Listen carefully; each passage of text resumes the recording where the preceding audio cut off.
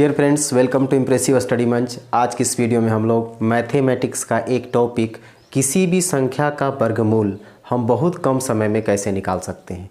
तो इसे निकालने के पहले हमें ये समझ लेना होगा कि जो संख्या दी हुई है वो संख्या जो है परिपूर्ण वर्ग संख्या है या परिपूर्ण वर्ग संख्या नहीं है, अर्थात ये संख्या परफेक्ट स्क्वायर की संख्या है या नॉन परफेक्ट स्क्वायर की संख्या है। तो सबसे पहले ये समझ लिया जाए कि परफेक्ट स्क्वायर की संख्या और नॉन परफेक्ट स्क्वायर की संख्या कैसी होती है। तो सबसे पहले ये देखना होगा, यहाँ पर हमने कुछ संख्या का वर्ग लिख दिया है जिसे याद रखना बहुत ज़रूरी है, ताकि हम किसी भी परफेक्ट स्क्वायर का जो वर्गमूल निकालेंगे वो बहुत कम समय में निकालेंगे। तो आइए देखते हैं इसमें कि 1 का स्क्वायर जो है 1 होता है, 2 का स्क्वायर 4, 3 का 9, इसी तरह से सभी संख्या का हम यहाँ पर स्क्वायर लिख दिए हैं। तो इसमें देखना है कि परफेक्ट स्क्वायर की संख्या आखिर होती है कौन। तो देखना है कि इसमें जो संख्या का वर्ग किया और जो गुणनफल प्राप्त हुआ है, यानी किसी भी संख्या का वर्ग करके जो संख्या प्राप्त है वो संख्या क्या है, परिपूर्ण वर्ग संख्या यानी परफेक्ट स्क्वायर की संख्या है। इसको इस तरह से समझ लिया जाए कि जिस संख्या का पूरा अगर वर्गमूल निकल जाएगा तो वो संख्या परिपूर्ण वर्ग संख्या है यानी परफेक्ट स्क्वायर की संख्या है। जैसे यहाँ पर है कि 4 का पूरा वर्गमूल निकल जाता है यानी 2 होता है, 9 का वर्गमूल कितना होता है, 3 होता है, 16 का 4 होता है, 121 का 11 होता है। इसी तरह से क्या है कि जिस संख्या का पूरा अगर वर्गमूल निकल रहा है तो वो संख्या जो है वो परफेक्ट स्क्वायर की संख्या है, और जिसका पूरा वर्गमूल नहीं निकलता है उसे हम क्या बोलते हैं, नॉन परफेक्ट स्क्वायर की संख्या। जैसे मान लिया जाए कि यहाँ पर 64 है, तो 64 का पूरा का वर्गमूल कितना होता है, 64 का पूरा वर्गमूल निकलता है 8, यानी कौन ऐसी संख्या है जिसको उसी संख्या से गुना कर देंगे तो 64 हो जाएगा। तो ये 8 है, तो इसका पूरा वर्गमूल निकल गया, तो ये परफेक्ट स्क्वायर की संख्या हो गई। और जैसे मान लीजिए कि 17 है, तो 17 का पूरा वर्गमूल निकलता है, नहीं निकलता है, तो यानी क्या हो गया कि नॉन परफेक्ट स्क्वायर की संख्या हो गया। अब क्या करना है, तो सबसे पहले जो है वर्गमूल हम निकालेंगे उन संख्या का जो दी हुई संख्या परफेक्ट स्क्वायर की संख्या यानी परिपूर्ण वर्ग संख्या दिया हुआ है और उसका वर्गमूल निकालना है। तो कैसे निकालेंगे, तो इसे समझने के पहले एक चीज़ और समझ लेना होगा कि किसी भी संख्या का अगर गुना करते हैं यानी वर्ग निकालते हैं तो उसका इकाई अंक क्या होता है। अगर जो क्वेश्चन है तो क्वेश्चन में उसका अगर इकाई अंक दिया हुआ रहेगा तो उसी आधार पर क्या करेंगे, उसका आंसर का हम इकाई अंक लिख करके और उसका हम सही उत्तर निकालेंगे। तो देखा जाए इसमें सबसे पहले ये देख लेना होगा उत्तर का इकाई अंक, और यहाँ पर क्या, प्रश्न का इकाई अंक, प्रश्न का इकाई अंक। अब इसमें क्या देखना है कि जिस तरह से अगर मान लीजिए कि कोई भी संख्या दिया हुआ उसका इकाई अंक क्या है, तो उसी इकाई अंक को देख करके हमें बनाना है कि हमारा आंसर में इकाई अंक क्या होगा। तो सबसे पहले ये समझिए कि 1 का अगर गुना करते हैं 1 से यानी 1 का स्क्वायर निकालते हैं तो 1 है, माने क्या हो गया कि इसका इकाई अंक 1 हो गया। और किसी की संख्या में है, जैसे 9 है, तो 9 का अगर स्क्वायर करते हैं तो इसका इकाई अंक क्या आता है, 1 आता है। तो कहने का मतलब हो गया कि अगर ये प्रश्न जो दिया हुआ है उसका अगर इकाई अंक 1 है, ठीक है, 1 है, तो इसके आंसर का इकाई अंक क्या होगा, तो इसका आंसर का इकाई अंक क्या हो सकता है, 1 और 9 हो सकता है। अब इसी तरह से मान लीजिए कि जो संख्या दी हुई है उसका इकाई अंक अगर 4 हो, तो 4 देखा जाए 4 किस में आता है, तो 2 के स्क्वायर में आता है, और किस में आता है, तो 8 के स्क्वायर में आता है। यानी जो प्रश्न दिया हुआ उसका अगर इकाई अंक 4 हो तो उसका आंसर का इकाई अंक क्या होगा, तो किसका आता है 4, तो यहाँ 2 का आता है, और किसका आता है, 8 का आता है। अब इसी प्रकार मान लीजिए कि जो क्वेश्चन दिया हुआ है परिपूर्ण वर्ग की संख्या, उसका इकाई अंक अगर मान लिया कि 9 है, तो 9 किसके लास्ट में आता है, किसके वर्ग के इकाई अंक में आता है, तो 9 किस में आ रहा है, एक 3 में आ रहा है और एक किस में आता है, 7 में आता है। यानी इसका आंसर में जो होगा उसका इकाई अंक 3 हो सकता है या 7 हो सकता है। अब एक क्वेश्चन और मान लिया जाए कि किसी संख्या का लास्ट में अगर 6 दिया हुआ है तो उसका आंसर जो होगा उसका इकाई अंक क्या होगा, तो उस क्वेश्चन का जो आंसर जो होगा इकाई अंक का, तो 6 किसका आता है, 4 को 2 बार गुना करने पर लास्ट में 6 आता है, फिर 6 को फिर 2 बार गुना करते हैं तो 36 में फिर लास्ट में क्या आता है, 6 आता है। तो इसका आंसर क्या हो सकता है इकाई अंक, तो 4 हो सकता है और 6 हो सकता है। अब क्या करना है, अब इसी प्रकार मान लिया जाए कि जो प्रश्न दिया हुआ है उसके लास्ट में अगर इकाई अंक 5 है, तो इसका आंसर का जो इकाई अंक होगा वो क्या होगा, तो देखा जाए किस किस संख्या का वर्ग करते हैं तो उसके इकाई अंक में 5 आता है। तो केवल किसका है, तो 5 का है। तो इसका मतलब क्या है कि जो संख्या दी हुई है अगर उसका इकाई अंक 5 है, अगर वो परफेक्ट स्क्वायर की संख्या है तो उसके आंसर जो आएगा उसका भी इकाई अंक में 5 आएगा। अब इसके बाद क्या करते हैं, अब हम क्वेश्चन को देखते हैं और किस प्रकार उसे हल करना है ये समझते हैं। तो आइए, सबसे पहला क्वेश्चन है 82, 81। ये जितने भी क्वेश्चन जो है ये ग्रुप डी में पूछा गया क्वेश्चन है, तो इसे ध्यान से समझना है। तो सबसे पहले क्या करना है कि जो संख्या दी हुई है उसको लास्ट वाला जो 2 अंकों की संख्या है इसका काम पहले करना है। अब करना क्या है कि इसमें इस संख्या में जो इकाई अंक है वो कितना है, तो इकाई अंक 1 है। अब हमने देखा क्या कि प्रश्न का जब इकाई अंक 1 रहेगा तो जो आंसर आएगा उसका इकाई अंक हो सकता है 1 या 9 हो सकता है। तो यहाँ पर क्या देखना है, इसका इकाई अंक 1 या 9 हो सकता है। ठीक है, अब जो संख्या बच गया तो बच कितना गया है, 82। 82 को देखना है कि किस वर्ग की संख्या के बीच में आता है। तो 82 किसके बीच में आ रहा है, 81 और 100 के बीच में, यानी 9 के स्क्वायर और 10 के स्क्वायर के बीच में कौन आता है, 82। तो इसमें छोटी संख्या कौन है, 9 का स्क्वायर कि 10 का स्क्वायर, तो हमेशा छोटी संख्या को लिखना है। तो 9 को लिख दिया। अब इसके साथ इकाई अंक 1, इसके साथ इकाई अंक 9। अब ये डिसाइड करना है कि इसका आंसर जो होगा से कौन होगा। 82 जो है वो किस संख्या के नज़दीक में है, ये 9 के स्क्वायर के नज़दीक में कि 10 के स्क्वायर के नज़दीक में, यानी बड़ी संख्या के नज़दीक है कि छोटी संख्या के। तो देखना है 82, यहाँ 81, एक 82, अंतर इसका 1 आता है और इसका अंतर बहुत ज़्यादा हो जाता है। तो यानी किसके नज़दीक है, तो ये छोटी संख्या के नज़दीक है। तो ये छोटी संख्या इसका आंसर हो गया। अब एक क्वेश्चन और अच्छा से समझना है। जैसे मान लिया जाए कि 75 और 69, ठीक है। अब इसके लास्ट में कौन सी संख्या है, तो 69, तो इसकी इकाई अंक कितना है, 9 है। तो 9 है, जिस संख्या का, जिस प्रश्न का अगर इकाई अंक 9 है तो उसका आंसर का इकाई अंक क्या होगा, तो 3 होगा या 7 होगा, यही ना। तो 3 और 7 दोनों में से कोई हो सकता है। अब क्या करना है कि जो 75 बच गया जो संख्या वो किसके बीच में आ रहा है, यानी किस वर्ग संख्या के बीच में आता है। तो देखा जाए 75 किसके बीच में है, तो 64 और 81 के बीच में 75 होता है, लिख दिया। तो इसमें से छोटी वर्ग संख्या कौन है, 8 का स्क्वायर की 9 का स्क्वायर, तो 8 का स्क्वायर, हमेशा छोटी संख्या के वर्ग वालों को लिखना है। अब इसके साथ इकाई अंक 3 हो गया, इसके साथ इकाई अंक 7 हो गया। अब डिसाइड करना है कि इसका आंसर कौन सा होगा। तो 75 जो है सो किसके नज़दीक है, 9 के स्क्वायर वाला के नज़दीक है कि 8 के स्क्वायर वाला के नज़दीक है। तो देखा जाए यहाँ पर क्या है कि 64, 11, 75, 11 का अंतर आ रहा है। आई 75, 6, 81, तो यानी बड़ी संख्या के नज़दीक है। तो बड़ी संख्या इसमें कौन हो गया, 87, तो इसका आंसर हो गया 87। अगला क्वेश्चन देखते हैं। अगला है 141, 61। अब इसके लास्ट में जो 61 है इसका इकाई अंक क्या है, 1 है। तो इकाई अंक जब 1 है प्रश्न का तो आंसर का इकाई अंक क्या होगा, देखा जाए तो किस संख्या का वर्ग करते हैं तो लास्ट में 1 आता है, तो 1 का और 9 का, तो इसका 1 हो सकता है इकाई या 9 हो सकता है।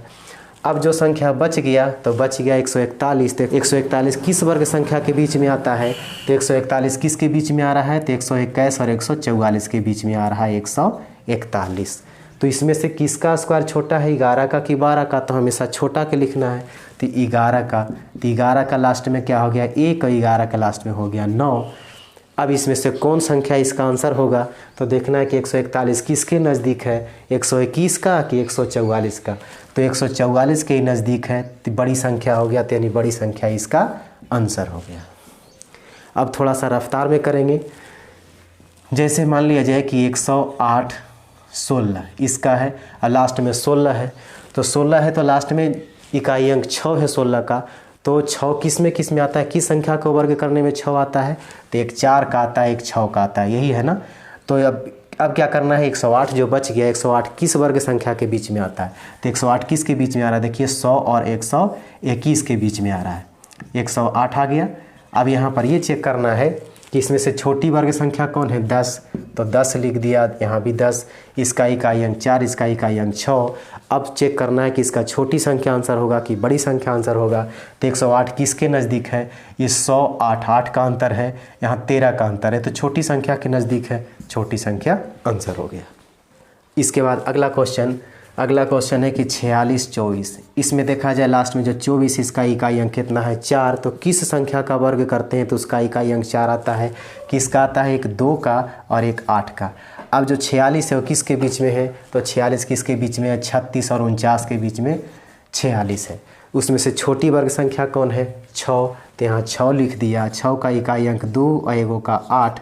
अब इसमें से 62 होगा कि 68 होगा, तो 46 जो है वो किसके नज़दीक है, 36 का कि 39 का। यहाँ 36 10 46 होता है और 46 3 49 होता है, तो यानी 3 नज़दीक है, तो यानी बड़ी संख्या का नज़दीक हो गया, तो यानी हो गया इसका आंसर 68। फिर अगला क्वेश्चन है 75 69, ठीक है। एक क्वेश्चन रिपीट हो गया है, तो हम अगला क्वेश्चन ले लेते हैं। मान लिया जाए कि 57 76। अब इसको कैसे निकालेंगे, तो लास्ट में कितना है 76, 76 का इकाई अंक कितना हो गया 6, तो 6 किस संख्या का वर्ग करने पर इकाई अंक में आता है, तो एक आता है 4 चौके 16, एक आता है 6 छौके 36। अब क्या करना है, बच गया 57, तो 57 किस वर्ग संख्या के बीच में है, तो यहाँ पर देखना है 57 किसके बीच में आ रहा है, तो 49 और 64 के बीच में 57 आ रहा है, यानी 7 के स्क्वायर और 8 के स्क्वायर के बीच में 57 आ रहा है। उसमें छोटी संख्या कौन है, तो 7 है, तो यहाँ पर 7 लिख दिया। इसका इकाई अंक 4, इसका इकाई अंक 6। अब इसमें से कौन संख्या इसका आंसर होगा, तो देखना है 57 किसके नज़दीक है, ये 49 का कि 64 का। अब देखना है तो 49 और 8 कितना होता है 57, और 57 और 7 कितना होता है 64, तो इसका नज़दीक हो गया, इसका अंतर 7 है, तो इसका आंसर हो गया बड़ी संख्या का, तो यानी इसका बड़ी संख्या कौन है 76। तो इस तरह से हमने क्या देखा कि जो परिपूर्ण वर्ग संख्या दिया हुआ है उसका आंसर हम कम समय में कैसे निकाल सकते हैं। अब इसके बाद हमें उन प्रश्नों को देखना है जो परिपूर्ण वर्ग संख्या नहीं है, यानी जो परफेक्ट स्क्वायर की संख्या नहीं है, उसको हम कैसे निकालेंगे। तो आइए देखते हैं। मान लिया जाए कि यह संख्या 17 है, जो परिपूर्ण वर्ग संख्या नहीं, इसका पूरा वर्गमूल नहीं निकलता है, तो इसको कैसे निकालेंगे। तो सबसे पहले ये देखना है कि 17 जो है, तो 17 किस वर्ग संख्या के नज़दीक है। तो देखा जाए 17 किसके नज़दीक है, तो 4 के स्क्वायर के नज़दीक है, यानी 16। तो यहाँ पर लिख देना है 16। अब 16 का रूट, अब 16 में क्या करेंगे तो 17 आएगा, तो यानी 1 जोड़ेंगे तो 17 आएगा, ठीक है। तो 16 का रूट कितना होता है 4, और फिर 1, 4 का इसका दुगना लिख देना, यानी 4 दूना 8, ठीक है। अब कितना हो जाएगा, तो 8 चौके 32 और 1 33 बट्टा में 8, इसको भागा दे दीजिए। तो 8 चौके कितना हो जाएगा 32, बच गया 10, ठीक है। 10 बच गया, तो 8 एकम 8, बच गया 2, तो यानी 20, तो 8 दूना 16, फिर कितना हो गया 4, तो 8 बचे 40, इतना आंसर हो गया। अब एक क्वेश्चन देखते हैं। मान लिया जाए कि यहाँ पर लिखते हैं 15, ठीक है। तो 15 किसके नज़दीक है, तो 4 के स्क्वायर यानी 16 के नज़दीक है, तो इसका कितना हो जाएगा 16 का रूट, और यहाँ पर क्या करेंगे 16 में से 1 घटाएंगे तब ना होगा 15, तो यहाँ 1 घटा दिए तो 4, इसका रूट कितना होता है, तो 16 का जो रूट होगा वो होगा 4 और माइनस 1, ये कितना हो जाएगा 4 का दुगना 8, तो 8 चौके 32 में से 1 गया, तो कितना हो जाएगा 31 बट्टा में 8। अब इसको भागा देना है, तो इसको भाग देंगे तो कितना आएगा 8 तिया 24, बच गया 7 यानी 70, तो 8 सत्ते 56, 8 64, फिर बच गया 6 यानी 60, तो 8 सत्ते 56, बच गया 4 40, तो यानी 8 बचे 40, इसका आंसर ये हो गया। एक क्वेश्चन और देखते हैं। मान लिया जाए कि अभी क्वेश्चन 24, तो 24 जो है 24 किस संख्या के वर्ग के नज़दीक है, तो 5 का स्क्वायर के नज़दीक यानी 25 के नज़दीक है, तो यहाँ पर लिख दिया 25, तो 25 यहाँ हो गया, तो 25 में से 1 माइनस करेंगे तो 24 होगा, तो 25 का रूट कितना होता है 5। अब यहाँ 1, यहाँ पर क्या करना है, तो 5 का दुगना कर देना था, 5 दूना 10। अब क्या करेंगे यहाँ पर, तो 5 दहा 50 में से 1 गया, कितना बचेगा 49 और बट्टा में 10। अब इसको भाग दे देंगे तो कितना आएगा 4.9। अब इसके बाद जो अगला क्वेश्चन हम देखेंगे वो क्या रहेगा, वो इस तरह से रहेगा। मान लें कि 0.5 है, अब इसका बनाना है। अब इसको कैसे बनाएंगे, एकदम सिंपल है। क्या करना है कि 5 जो है ना, अब एक अंक के बाद पॉइंट है तो नीचे 1 0 बैठा देना है। अब क्या करना है, नीचे वाला जो संख्या है उसको परिपूर्ण वर्ग संख्या बना दीजिए, यानी नीचे अगर इसको 1 0 बैठा देते हैं तो 1 0 ऊपर भी बैठाना पड़ेगा। तो इसको बनाने से क्या हुआ कि 100 का रूट जो होगा सो 10 होता है, तो इसके बदले क्या लिख देंगे हम 10 लिख देंगे नीचे में, और 50 ही बच गया। तो 50 का तो रूट निकला नहीं, तो 50 को कैसे निकालेंगे, तो जैसे इस तरह से निकाल रहे थे। तो देखा जाए 50 किसके नज़दीक है, तो 49 यानी 49 के नज़दीक है। तो यहाँ पर 49 लिखेंगे और इसमें 1 जोड़ देंगे तब ना होगा 50। तो 49 का रूट कितना होता है 7, और 1 इसका फिर दुगना करना है 14। तो 14 सत्ते 98 और 1 कितना हो जाएगा 99/14। अब इसको भाग दे दिया जाए, तो भागा देंगे तो 14 सत्ते 98 बच गया, 1 बच गया यानी 0। तो 10 नहीं लग रहा है तो 0 बैठाएंगे, अब हो गया 100। तो 14 सत्ते 98, 2 ही अंक तक रखते हैं। ये किसका निकल गया, ये निकला आपका केवल ये 50 का निकला है, ठीक है। और नीचे में तो 10 बच रहा है, तो इसको ऐसे हम लिख सकते हैं ना। तो 50 का कितना हो गया 7.07, और नीचे 1 0 बचा हुआ यानी 10 बचा हुआ। जब नीचे 1 पर 1 0 है तो इसका आंसर में क्या होगा कि 1 अंक के बाद पॉइंट और इधर घसक जाएगा। ये हो गया आंसर। एक क्वेश्चन और देखते हैं, जैसे मान लिया जाए कि 0.7 है। अब इसको कैसे बनाएंगे, तो 7 के बटा में क्या लिख देना है 10, यानी 1 अंक के बाद पॉइंट है तो नीचे 1 0 बैठेगा। अब नीचे वाला को क्या करना है, इसको परिपूर्ण वर्ग बनाना है। तो यहाँ 100 कर दिया और ऊपर में भी 0 बैठेगा।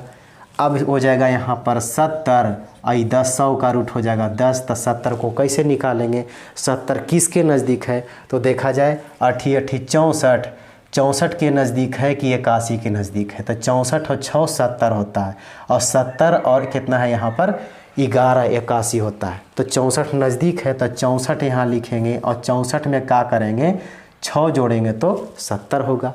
तो 64 का रूट कितना होता है 8, आई 6, इसका फिर यहाँ दुगना लिख देना है, 8 दूना 16। इसको काट दीजिए, 3 दूना 6, 8 दूना 16। तो कितना हो जाएगा 8 8 64 और 3 67 बटा में 8।